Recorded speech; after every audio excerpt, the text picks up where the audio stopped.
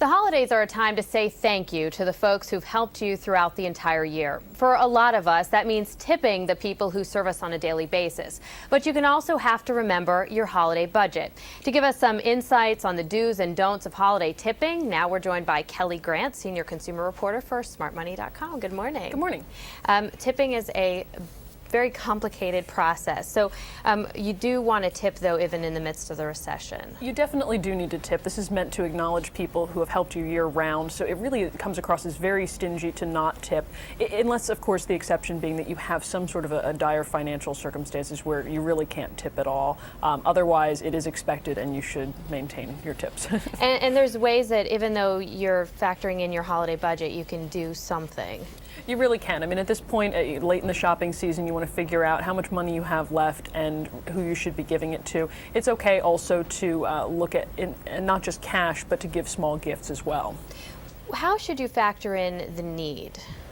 If you're going to be giving some people cash and other people gifts, try to think first and foremost who might really need that cash. Someone who works with you and goes on regular vacations is really in a very good financial situation. Maybe they would be okay with a gift, whereas someone is supporting a large family, maybe business hasn't been as great for them this year. Give them the cash because they're more likely to use it and appreciate it. Caregivers spend a lot of time with us, and that's someone you should say we should focus on. Once you've looked at need, then you definitely want to be sure to tip well for the people who take care of your family on a regular basis. That would be people like nannies, babysitters, caretakers for an elderly parent, even someone who walks your dog.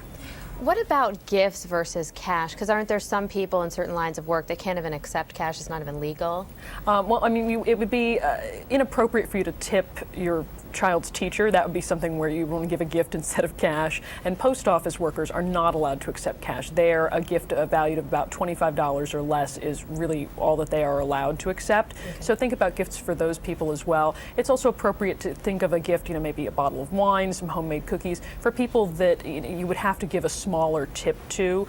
So if you can't afford to tip, say, your hairstylist, the full value of a session, which is kind of what they suggest, maybe if you give them a nice bottle of wine or some sort of a smaller gift that is nice, but a little bit less than the value that you would be able to give them in cash. Oh, the hairdresser, that's one person I forgot. And also, lastly, when I receive a gift, the thing I like the most is the card. That's always most important. And you say that that's really where it's at. That is vital this year, especially with people really tipping carefully and maybe not tipping as much as they have in years past, is really to share that sentiment, the thank you for all the work that people have done year round. All right, good stuff. All right, Kelli Grant, senior consumer reporter for Smart Money. Thanks so much. Thank you.